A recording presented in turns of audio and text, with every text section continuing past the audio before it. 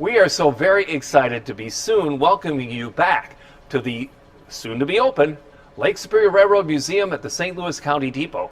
We're tentatively scheduled to start operations to the general public of the North Shore Scenic Railroad on July 1st, the same day that the depot itself and the museum are open to the public. Now there's going to be some rules both on the railroad and in the building, and I think you can pretty well expect what they are. You can also go to our website, duluthtrains.com, to find out all the protocols that we are doing internally for cleaning and sanitizing and safety, and what we expect of our guest passengers, and in the building, our guest visitors. July 1st is the date. We do want to see you on the railroad and in the museum. When you come to the museum, one of the things we've done, and we showed you this in an earlier video, is no longer will you push a button to activate an exhibit. Now, touchless. You'll just swipe your hand in front of it, and the video or the animation will begin that way. No contact. You're safe. Everything will be clean for you. Get the information at duluthtrains.com. We're thinking about safety for you, our guest visitors and guest passengers, and for our volunteers and employees. The railroad started thinking about safety for their employees and their passengers kind of late in the game.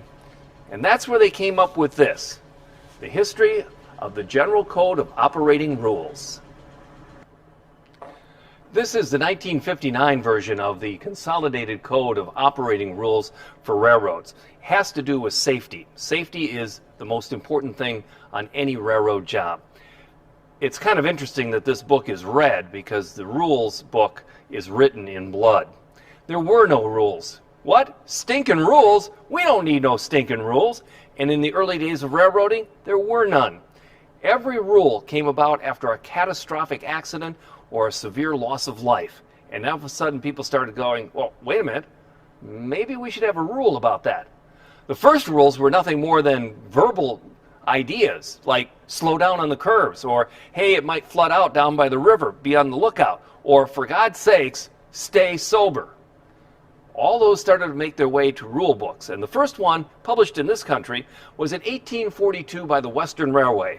It had all of 18 pages and 13 rules.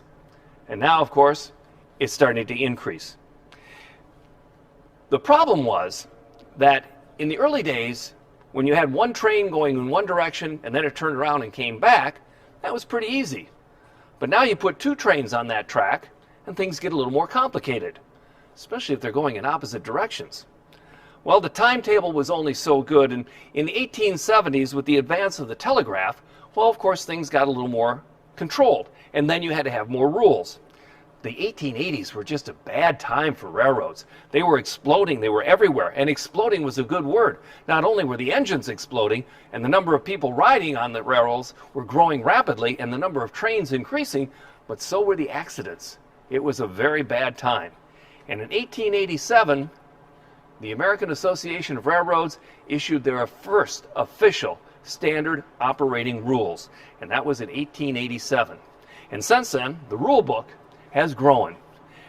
And over the years, some very interesting rules have come about. I call your attention to Rule 872. Conductors must not permit intoxicated or disorderly persons to get on their trains, nor persons mentally incompetent. I don't know how you would tell that. Further on in this same book, we've got Rule 883. Toilets in passenger trains must be locked before cars are placed at terminal stations. You know the old rule, never flush in the station, right? Steam valves on rear of passenger cars must not be opened until it is known that no one will be injured thereby. Again, each one of these rules has a reason for it, and usually it's an accident. The English had some great rules too. This was from 1950 in the English version of the rule book. When women or juniors are employed, the rules and regulations apply to them as if they were men. See? In 1950, they're liberated. Rule 30. When a horse is used on the railway, a man must hold the head of the horse during the approach and passing of any train. And finally, and this is important now, from the English Rule Book of 1950, prisoners and insane persons with their escorts must not be placed with other passengers, but in a separate compartment. the rule books, how they've changed over time. They've gotten a lot bigger over time as well. And this is today's book, the one we use on the North Shore Scenic Railroad. The General Code of Operating Rules, we're switching over to USOR this year, but they're just about the same. It's just that, see all these rules? Each one of them was brought about by an accident. And to prevent more accidents in the future, they've written down what to do to avoid it. How to be safe. And that's what we're talking about. How to be safe. How do you be safe? Easy. Wash your hands, cover your coughs, don't touch your face, keep a social distance. If you're sick, stay home. And as always, let's take care of each other.